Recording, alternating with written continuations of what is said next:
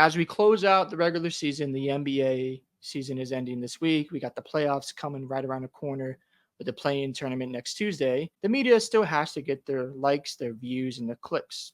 I don't hate them for it. Can't knock them, right? You got to make your money and get reactions out of people. So last week, Gilbert Arenas said that Nikola Jokic is the worst MVP in the past 40 years statistically. So that's what he said. We're going to be reacting to what he said, and I'm going to give you some thoughts on what I think about this whole discussion going on. Now, Nikola Jokic, to me, is underappreciated in a sense by the media because he's not the most popular guy. He doesn't, make a lot of noise in the media. He likes to ride horses and doesn't really say much. He just goes out and plays basketball, gets his triple doubles. He gets, his 26 a night, his 10, 12 assists or more, and his 15, 20 rebounds. It's just natural for him. Won a championship last year, finals MVP, and now he's got Denver in a position to probably win another championship, in my opinion. But here we are talking about Nikola Jokic in a way that I don't understand. But let me go ahead and play the clip from Gilbert Arenas, and we're going to go ahead and jump right into this. Now I do understand when they say this about Jokic. Jokic is probably statistically, when it comes to overall game, the worst MVP winner. He's the worst MVP winner in the last 40 years. Why you say that? When you're talking about MVP, the guys outside of first and second place, their teams was first and second place. The people who won the MVP, their teams was first and second. When Jordan won it, his team record, they were. Now, Gilbert Arenas is saying that winning matters. And when you're finishing at the top of your conference, you should get a stronger MVP push. And because Jokic during those years wasn't at the top of his conference, when he won his second MVP, the Nuggets were 6, but people forget that Jamal Murray was hurt, Porter was hurt, and he still got MVP. But, guys like Westbrook, he does mention this, and Jordan did win because of their stats. So is it stats or it's winning? I'm trying to figure that out because, again, obviously Westbrook averaged a triple-double. Jordan put up 35. I think he says 6 and 6. We're going to play the rest of the clip in a moment. But, again, those are historic numbers. Those are great eye-popping stats. But what about Jokic? Averaging 26, 13, and 8, that's not good. Or 10 and 8, that's not good numbers for a big man, especially when their main responsibility is to score in the paint, get rebounds. But here he is averaging almost 10 assists a night. That's not great. We have to figure out, what's great and what's not great. But let's go ahead and continue with the video. When Jordan won it, his team record, they were 7th in the NBA. That year, he averaged 35, 6, 5, 3 steals. All-Star MVP, Defensive Player of the Year, scoring title, steals leader. That was the MVP. Historic year. Makes sense, right? That makes sense. When Westbrook won it, his team had the 10th best record. Triple-double. First right? time since Oscar Robertson. He did something amazing. His team was 10th, but he did something that wasn't done since Oscar Robertson. When Jokic in 2021, Jokic's team was 5th. He averaged 26, 8, and 10. What was the historic part of that? There was no historian. Oh, the big man almost had a triple-double. Let's give it to him. That's what the narrative was. A big man almost, not did, almost won the triple-double, and they gave it to him when his team record was like that. His second MVP, his team was tied in 10th place. 10th best record in the NBA, 27, 8, and 13. What was historic about it? The two people before him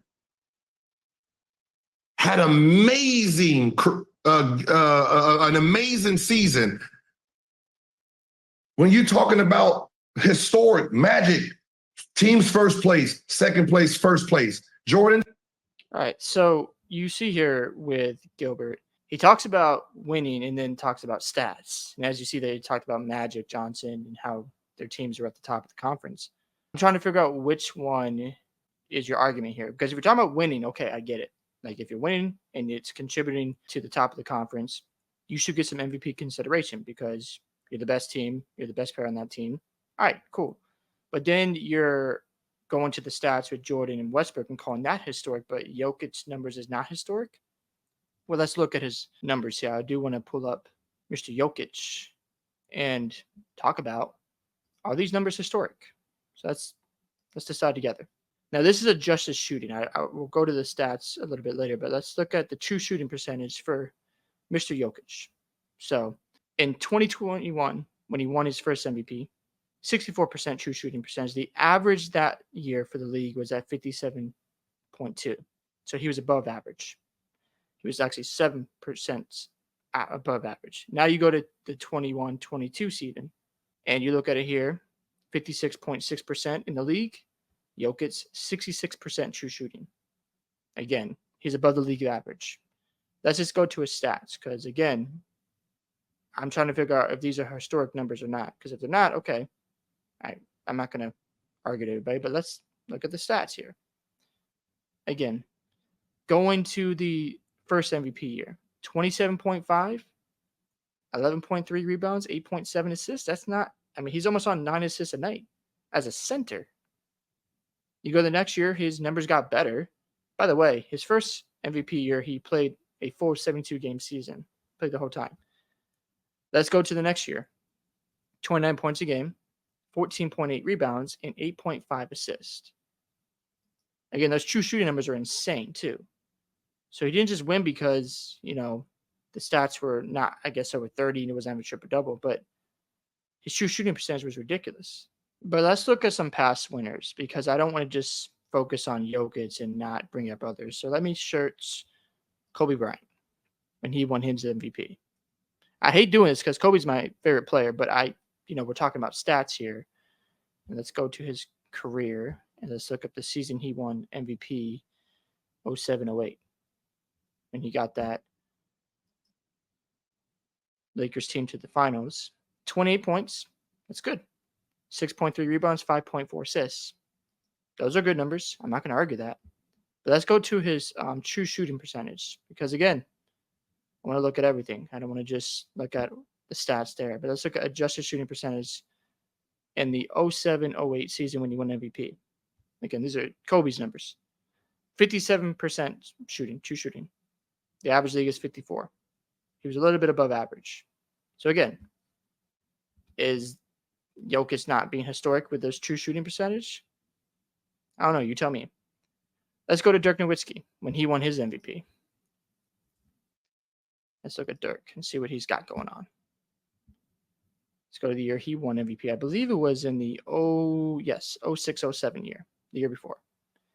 He's at points 24.6, 8.9 rebounds, 3.4 assists. So again, you're talking about the worst statistical player in the past 40 years as an MVP, and you got guys averaging less rebounds and less assists than Jokic, and on a lower true shooting percentage. Go to the year he won the MVP. Let's go to true shooting, 60%. The guy was 54. That's still good. Let's go to Steve Nash. Again, I don't think these guys are trash, but like we're comparing stats here and acting like, oh, it wasn't historic for Jokic or that it wasn't any good. So Steve Nash, again, we're just going to look at his stats. Now, again, he wasn't focused on scoring. He was focused on running the offense. 15 points, 11 assists, 18.8, 10 assists. So he brought his numbers up in his scoring. His assists went down a little bit. Let's just go to adjusted shooting. Again, true shooting percentage, the years he won MVP. All right, let me go back to the years. I kind of forgot. Give me a second here, guys. The years he won MVP. Where is that? Numbers I just saw. Okay.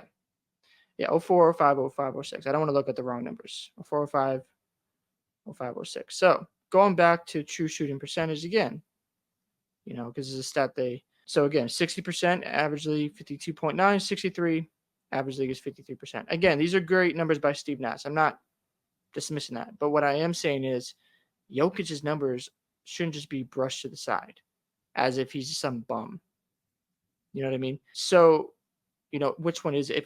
If it comes down to winning, okay, let's look at Jokic in those teams and winning, because that's something that they get discussed. The year that he won the second time, Murray and Porter were out, and yeah, they did get. I believe they got swept by the Warriors that year. But again, the MVP is a regular season award. That's how we need to look at it. Let's look at the year when Jokic won his first MVP and where the Nuggets finished in the standings. So let's go ahead and look at 2020, 2021. Let's go to Nuggets. And as you can see, they're third in the West. In the Western Conference, in a shortened season, this is a year later after they made the Western Conference Finals. Now, again, Giannis was back-to-back MVPs. Let's just pull up his numbers because I don't want to dismiss Giannis. I think Giannis, he was just dominant. But let's go to that year Jokic won MVP, and let's pull up Giannis's numbers. And Giannis arguably could have won that year. But again, this is where I think Gilbert Arenas could have a point. So I do want to say that about players getting the award and, the media getting their, flipping, switching things up. But 2021, 63% true shooting percentage. That's still really good for Giannis. And let's just go to the numbers. His numbers are going to end up being better than Jokic. But let's look at, 28.1, okay.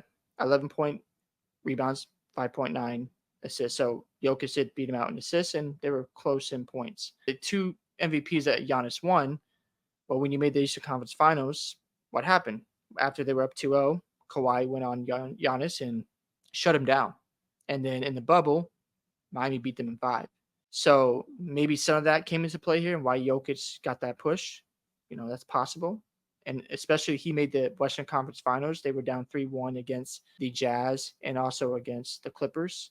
And the Clippers were expected to play the Lakers in the Western Conference Finals. And for the Nuggets to win that series was pretty impressive to people. So maybe that perspective caused the voters to change course here. I don't know.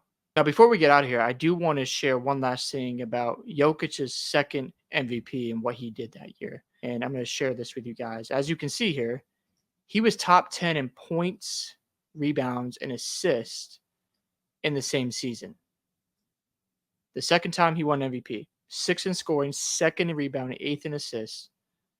And as you can see, he had 22 games with 30-plus points, 10 games with 10-plus assists. 20 games with 10-plus assists. And again, he joined Westbrook as the only player since the NBA in 76-77 to finish a regular season ranked in top 10 in points, rebounds, and assists. Only 7 players have ever accomplished this feat. Now, I did watch the episode where Gilbert Arenas did clarify his statement. He focused more on the winning aspect of basketball. So that's where he lost me, because in that segment with Shannon Sharp, he talked about the emphasis of winning. But then he brought up 2 examples of Westbrook and Jordan winning MVP when they didn't have the best record or they were at the top of the conference. Now, again, Denver was 3rd that year in a shortened season. So I don't think that's a bad place to be. And they lost in 7 games to the Portland Trailblazers in a close match. It was a really close game. I just don't understand, because if you're still in the top 3 in your conference, that's pretty good. And then he follows it up with historic numbers like that. And of course, the Nuggets did finish 6th, but he didn't have Jamal Murray, who is a playoff performer, who is an amazing guy in the playoffs. He just shreds everybody, and one of their key rotational pieces is out as well. And he's putting up those type of numbers. I don't know how that's not historic. But again, I do understand his perspective when it comes to winning. I get that part, but to say that Jokic is the worst MVP in the past 40 years when you're looking at guys like Steve Nash, I hate doing this, Kobe Bryant, Dirk Nowitzki, and you're comparing those numbers to what Jokic did, and you look at that in 21-22 and what he's going to, and by the way, he follows it up after Jamal Murray gets back, and it takes him some time to ramp up. He goes, wins finals MVP, and now he's on the verge of winning his 3rd MVP. So again, I just think it's just a bit much to me that these takes are being said about Jokic. I think we just should appreciate him as a basketball player. He's an amazing guy. He's going to go down as one of the best players ever. I'm not going to say like top 10 yet. I'm not going to say that, but we'll see where his career ends up. If he's got the 3 or 4 MVPs, the 3 championships, he's going to have an interesting argument. And I'll be curious to see what the NBA discourse says about Jokic. I think people are going to appreciate him more when he retires. I really believe that. But right now, it is what it is. Well, I hope you guys enjoyed this video today. Make sure you guys like the video, subscribe to the channel. What are your thoughts on what Gilbert Arenas had to say about Jokic being the most overrated MVP in the past 40 years statistically? And I'll see you in the next one.